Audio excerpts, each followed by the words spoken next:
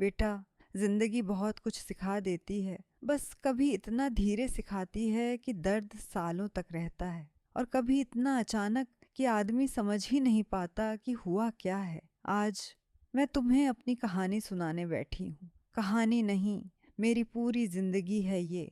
एक माँ की जिंदगी, एक औरत की जिंदगी, एक इंसान की जिंदगी। और शायद तुम्हें सुनकर लगे कि ये मेरी नहीं, तुम्हारी माँ, तुम्हारी दादी, तुम्हारी नानी या तुम्हारी किसी पड़ोस वाली बूढ़ी अम्मा की कहानी है। क्योंकि दर्द कभी एक का नहीं होता बेटा, दर्द का चेहरा हर घर में मिलता है। मैं 60 साल की हो गई हूँ, पर दिल में जो यादें हैं वो आज भी ताज़ा हैं, जैसे कल की बात हो। मेरा बेटा राजेश मेरा सब कुछ था। पति के जाने के बाद जिंदगी में कोई सहारा नहीं था। बस यही एक लड़का था जिसे देखकर लगता था, हाँ, मेरी जिंदगी बेकार नहीं गई। मेरा बच्चा बड़ा होकर मुझे संभालेगा, मेरा हाथ थामेगा, और एक दिन जब मेरी कमर झुक जाएगी तो मुझे सहारा देगा। देख बेटा, ये गलत सोच नहीं होती। हर माँ की यही उम्मीद होती है। हर माँ अपने बच्चे में ही अपनी जिंदगी की पूरी कमाई देखती है। जब राजेश छोटा था तो मैं उसे गोद में लेकर खेत तक काम करने जाती थी।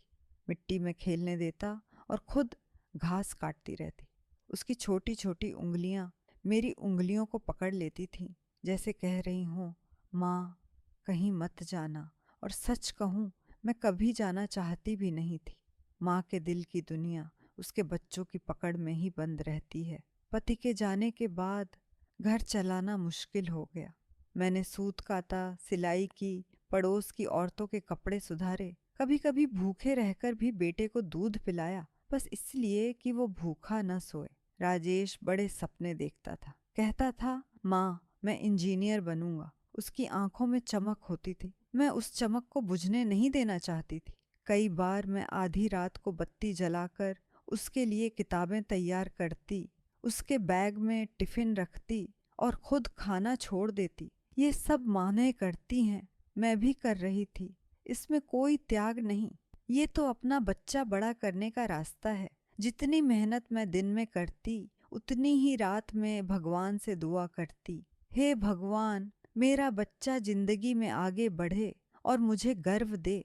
शायद भगवान ने सुना ही, क्योंकि मेरा बेटा इंजीनियर बन गया। जिस दिन उसने टोपी पहनकर अपनी डिग्री मेरे हाथ में दी थी, उस दिन मेरी सारी तकलीफें, सारे घाव, सारा दर्द जैसे हवा बनकर उड़ गया। मुझे लगा अब मेरी जिंदगी आराम से कट जाएगी। अब मेरा बेटा कमाएगा और मुझे अपने साथ रखेगा और मेरे बुढ़ापे में सहारा बनेगा। कुछ साल बाद उसने बताया कि वो एक लड़की से मिला है, प्रिया। मैं खुश हुई। हर माँ चाहती है कि उसका बेटा घर बसाए, उसकी दुनिया बड़ी हो। शादी बड़ी धूमधाम से हुई। मैंने जितना बन पड़ा सब लगा दिया। लेकिन सच बताऊं बेटा, माँ का दिल उस दिन खुश होने से ज्यादा डरता है। डरता है कि कहीं बच्चा भूल न जाए कि उसकी माँ कौन है। मैंने भी वही डर दबाया और नए दामन में कदम रखा। शादी के बाद राजेश बोला, माँ आप हमारे साथ शहर चलोगी, ये घर आपका है। उसके शब्द मेरे लिए फूल जैसे थे। मैं मुस्कुरा दी, सोचा अच्छा है, अब मेरी बुजुर्गी आराम से कट जाएगी। शहर का घर बहुत बड़ा था, लेकिन दिल छोटा होने लगा। बहू की आंखों में मुझे हमेशा झिझक दिखती थी, एक तरह की दूरी, एक तरह की नाराजगी, जैसे मेरी मौजूदगी उसके लिए बोझ हो। मैंने कभी किसी से शिकायत नहीं की। कहाँ माँ शिकायत करती है, माँ तो दुख पी जाती है, शब्द नहीं बोलती। फिर एक दिन मैंने अनजाने में उसकी बात सुन ली। वो फोन पर कह रही थी, माँ मेरी सास हमेशा घर पर रहती हैं, मुझे अपनी जिंदगी जीने ही नहीं देती।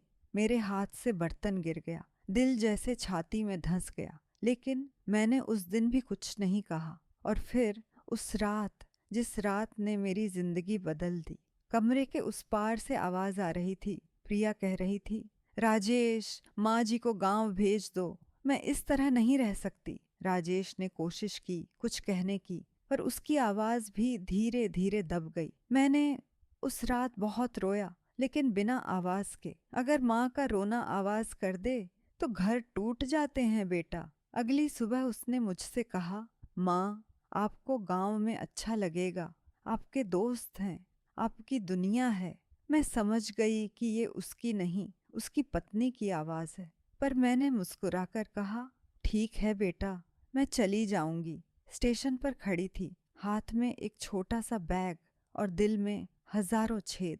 बहू के चेहरे पर राहत थी और बेटे की आंखें मुझसे मिलती ही नहीं थीं। ट्रेन चली और मेरे जीवन की सबसे बड़ी विदाई ने मेरा हाथ थाम लिया। गांव लौटकर घर साफ किया। दीवारें टूटी थीं, छत टपकती थी, पर मेरे अंदर जो टूट चुका था उसे कौन जोड़ता। रात को मैं अपने पति की तस्वीर के सामने बैठती और कहती, राजेश जी, क्या मैंने कुछ गलत किया था? लेकिन तस्वीरें जवाब नहीं देती बेटा, बस चुपचाप सुनती हैं। कभी कभी राजेश फोन करता, हमेशा जल्दी में। माँ, मैं बाद में बात करता हूँ, मैं कहती। ठीक है बेटा, और फोन रखकर घंटों चुप बैठी रहती।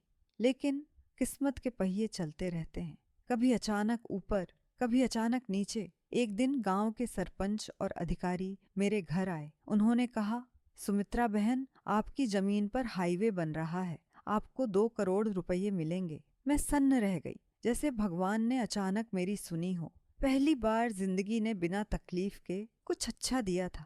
खबर आग की तरह गांव में फैल गई और राजेश तक भी पहुंची। उसने उसी शाम फोन किया, आवाज में मिठास, प्यार नहीं मिठास। माँ, आप शहर आ जाइए, हम आपकी देखभाल करेंगे। उसकी आवाज में वो प्यार नहीं था जो पहले होता था।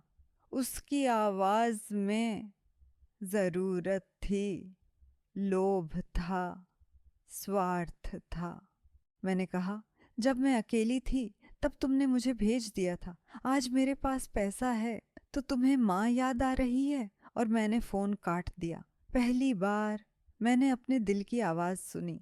कुछ दिनों बाद बाजार में मुझे विजय मिला, मेरा बचपन का दोस्त। वो भी अकेला था और मेरे अकेलेपन को पहचान गया। हमने घंटों बातें की, पुरानी यादें ताज़ा की और दिनों में ही मेरे चेहरे पर मुस्कान लौटने लगी। कभी कभार जिंदगी ऐसे लोगों को वापस भेज देती है जो कभी हमारे लिए जरूरी थे। एक शाम तालाब के किनारे वह बोला, सुमित्रा, हम दोनों अकेले हैं, क्या तुम मेरे साथ बाकी उम्र बिताओगी? मैं हिल गई। उम्र इस सवाल के लिए बहुत ज्यादा थी, लेकिन दिल की जरूरत उम्र नहीं देखती। उसने कहा, साथ की जरूरत हर उम्र में होती है।